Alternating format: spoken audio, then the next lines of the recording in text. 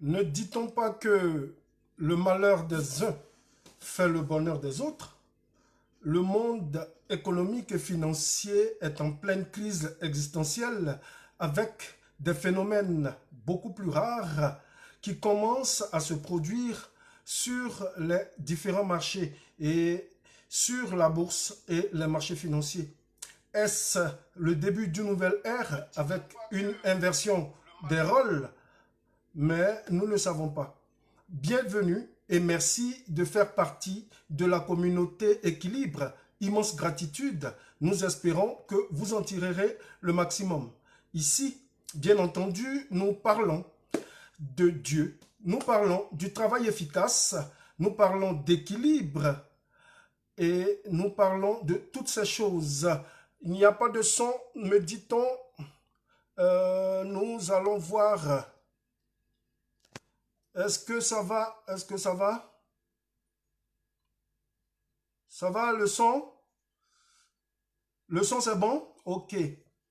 Donc je disais, bienvenue à vous, bonsoir à tous. Ne dit-on pas que le malheur des uns fait le bonheur des autres? Nous allons commencer ce temps de partage. Dites-moi si le son est bon. Certains me disent que le son n'est pas bon.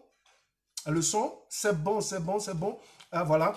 Merci, merci, merci, merci pour ces nombreux likes qui sont en train de pleuvoir sur notre direct. Salut à toi, Glory Dibier Rodriguez depuis Paris.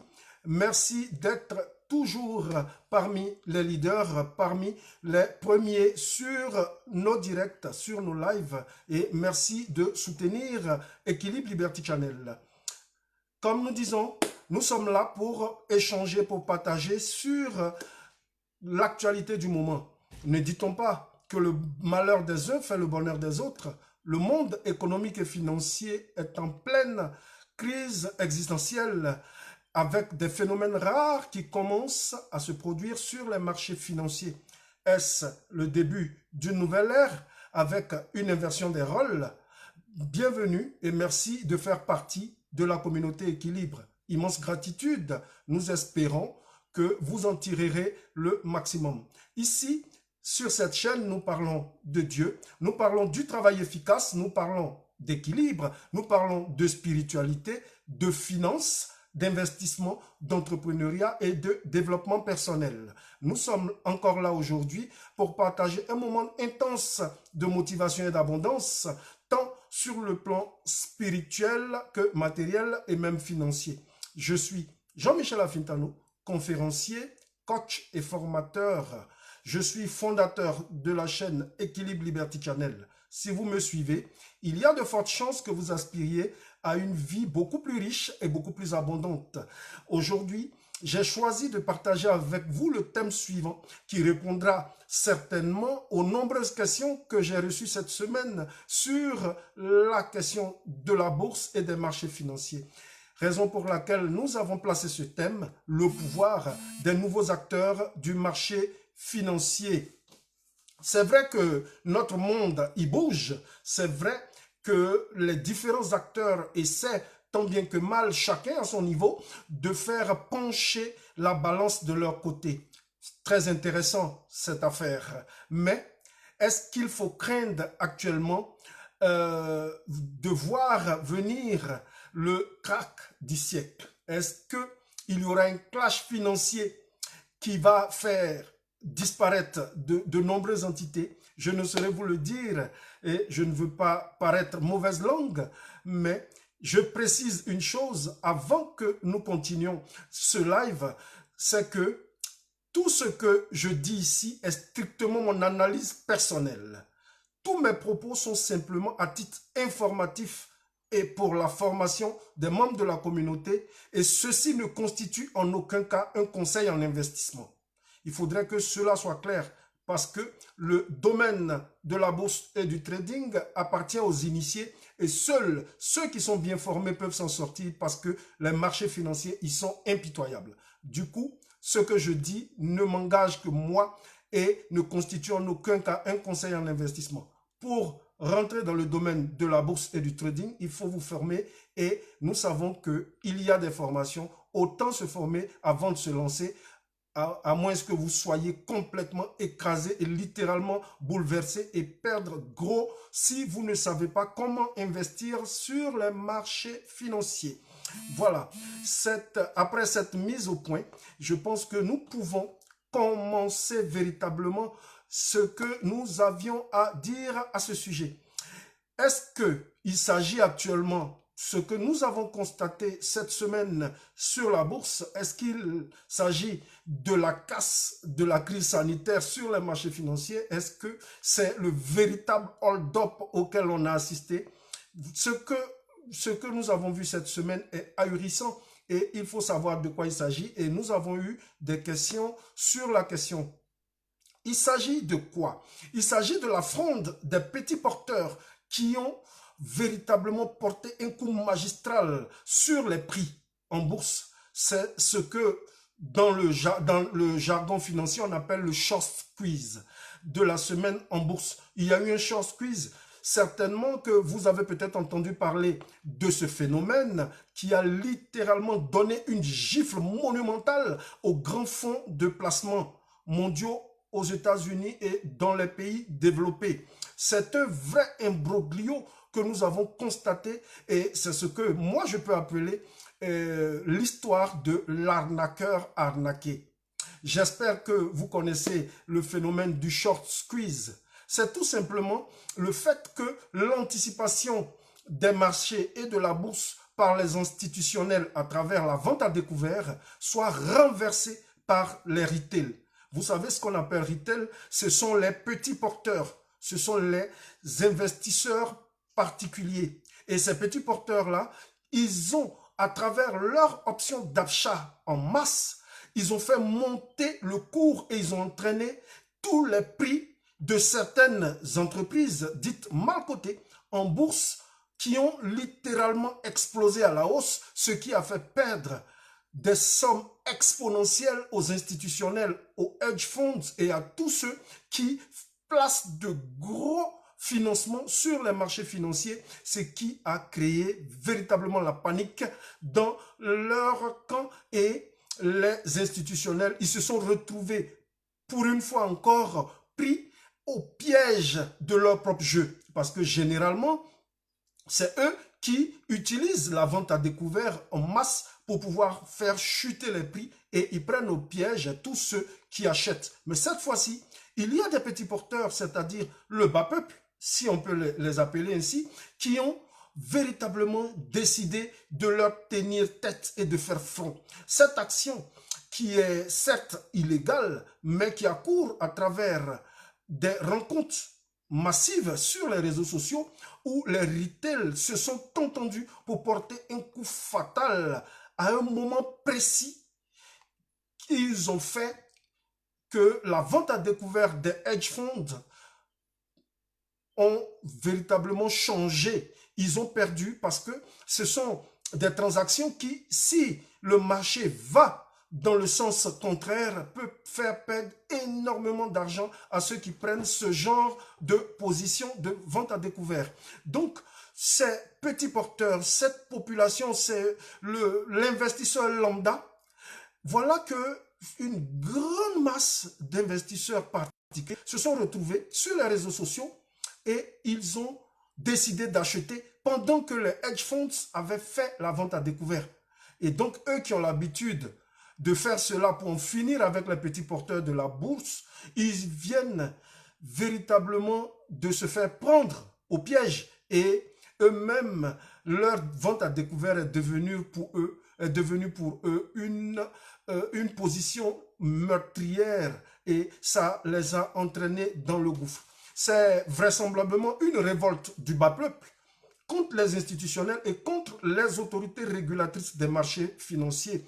La question qu'on se pose aujourd'hui, loin de nous réjouir de cette gifle que subissent les plus grands acteurs de la bourse, c'est surtout, est-ce que si le même peuple, les mêmes retail qui ont fait cette action sur la bourse ce jeudi, les retail, s'ils font perdre autant d'argent aux grands, est-ce qu'avec leur puissance financière, la préoccupation aujourd'hui pour nous, c'est est-ce que vers la fin, les petits porteurs ne vont pas se faire massacrés par ces gros fonds d'investissement? Et est-ce que cela ne va pas jouer vers la fin un salto aux petits porteurs parce que quand en faisant cela, ils viennent de véritablement porter un sacré coup à l'ego de ces personnes qui se disent être les grands de la finance mondiale. C'est clair que les hedge funds ont toujours manipulé les marchés à leur guise. Hein. Ils font très souvent ce genre de placement et c'est certain, cependant, cette arnaque habituelle est désormais, en tout cas pour le moment, remise en cause par les petits, par les particuliers qui, à travers les réseaux sociaux, arrivent à leur faire front. Ils arrivent aujourd'hui à avoir accès aux différentes actions qui jusque-là leur étaient interdites et inaccessibles. Et avec aujourd'hui la finance décentralisée, comme les crypto-monnaies et autres, les petits porteurs, ils arrivent à avoir une place prépondérante et ils ont aussi leur mot à dire dans le changement des cours en bourse. Et ça, c'est quelque chose qu'aujourd'hui, il faut prendre en compte dans l'écosystème financier pour pouvoir être prêt et savoir aussi comment est-ce que l'on peut se lancer dans le domaine de la bourse et du trading. Les particuliers, certes, ils sont actuellement révoltés. Ils se liguent contre les institutionnels et en un mot, ils se dressent contre le système tel qu'il a toujours été, où les plus grands, ceux qui avaient le plus d'argent, ils manipulaient le cours des prix en bourse. Et là, on a vu que les traders amateurs, ils arrivent maintenant à malmener ceux qui font les ventes à découvert, ils leur font subir des revers assez colossaux. Donc, c'est le cas cette semaine, ce à quoi on a assisté sur les marchés financiers, c'est le cas par exemple des actions comme GameStop.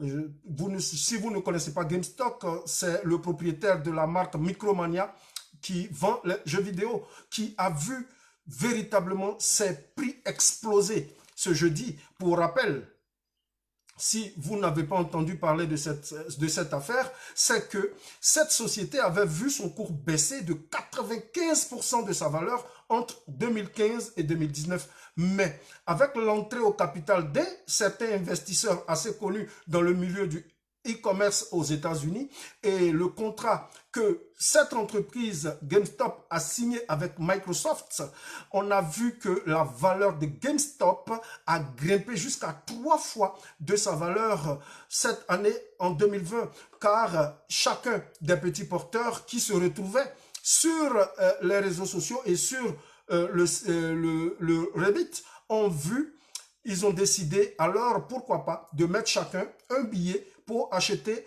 une action de la valeur de GameStop. Et là, on a vu qu'ils ont eu raison parce que cette action a pris de la valeur.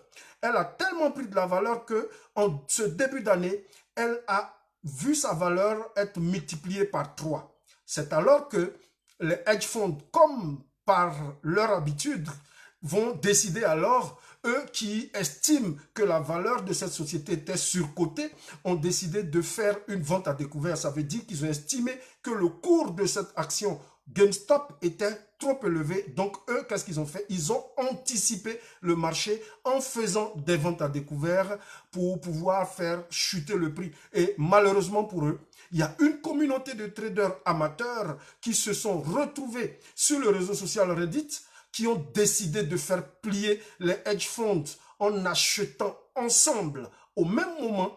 Et ceci, coûte que coûte, ils ont décidé d'acheter et ils ont tenu jusqu'à obliger les institutionnels à déboucler leur position et à accepter des pertes énormes. Et ces pertes-là, ils les ont acceptées. Ils ont racheté les positions des petits porteurs qui étaient restés sur le marché, ce qui a vraiment secoué le monde de la finance cette semaine avec des pertes records allant pour certaines sociétés jusqu'à 3 milliards de dollars en quelques heures. Et c'est ça qui a créé un véritable chamboulement dans la mainmise de certains institutionnels sur le marché financier. Et cette affaire d'achat d'actions GameStop a fait que il y a eu aussi, en même temps, de façon simultanée et concomitamment, cette affaire de certains brokers comme Robinhood qui ont interdit en même temps la spéculation sur certaines entreprises parce que eux, ils ont l'habitude d'avoir des taux de prestations assez faibles et les commissions qu'ils prennent aux petits porteurs sont très faibles. Du coup, eux, ils utilisent l'argent des petits porteurs pour faire de grands placements par derrière. Et là, lorsque cette communauté de traders amateurs a décidé de mener ces actions, ils se sont rendus compte que ça devenait dangereux pour eux parce qu'ils pouvaient perdre tout en voyant le cours de GameStop retourner à l'envers. Ils pouvaient perdre énormément. Et donc, ces traders-là, ils ont décidé de réagir. Et cette décision a fait réagir beaucoup et aller jusqu'au plus haut sommet de la politique américaine avec l'intervention de la démocrate Alexandra Ocasio-Cortez qui a été appuyée, qui est démocrate, qui a été appuyée par certains élus républicains et qui ont tapé du poing sur la table. Vous voyez un peu que cette affaire de short squeeze risque d'emporter les grands noms de grandes institutions financières à la longue parce que c'est vraiment chaud dans le milieu de la finance avec cette crise financière où chacun essaie de tirer la couverture sur soi. Et là, pour la première fois, on voit que les petits porteurs qui se faisaient laminer et maltraiter sur les marchés financiers ont décidé, eux, aujourd'hui, de reprendre du poil de la bête et eux aussi devenir une véritable force et cela leur réussit bien à travers les réseaux sociaux. C'est vrai qu'actuellement, ça bouillonne dans le milieu de la finance et des marchés financiers, mais nous sommes loin de là, parce que nous, lorsqu'il y a des bruits de marché, lorsqu'il y a des bruits de foule, c'est là que nous restons en dehors pour pouvoir faire une analyse beaucoup plus saine de la situation.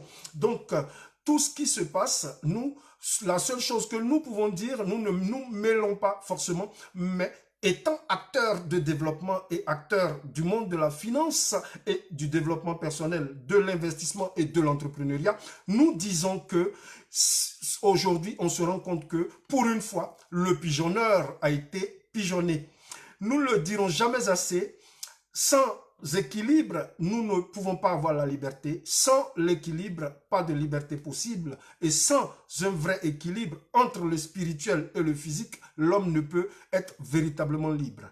Voilà, c'était ce que nous avions à dire sur cette question des short squeeze et du bouleversement assez puissant que nous avons vu dans le monde de la finance et de la bourse cette semaine avec cette fronde que les petits porteurs et les investisseurs particuliers ont fait et ont décidé de donner un véritable coup de massue aux institutionnels et aux hedge funds qui, eux, se sont vus accepter des pertes énormes.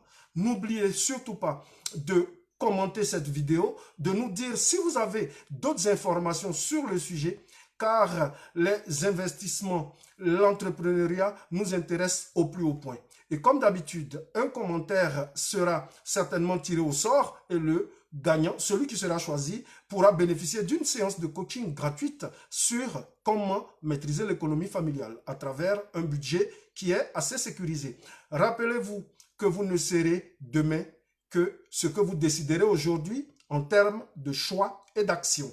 Atteignez votre but, vivez votre passion et réalisez vos rêves. Soyez unique en votre genre, restez surtout équilibré et continuez à suivre Équilibre Liberty Channel. L'équilibre, il rend libre. Le spirituel, il domine le physique, mais l'équilibre entre le spirituel et le physique, il donne la véritable liberté. Soyez libre, car Jean-Michel Lafinte vous salue. Shalom, Dieu vous bénisse, au revoir. Merci à Christiane Koné, Abdul Kader Koulibaly, Koné Zakaria, Koulibaly Zakaria, Jack Bauer, soit béni du côté de l'Afrique. Dieu vous bénisse et restons en contact tout en restant équilibrés. Bye.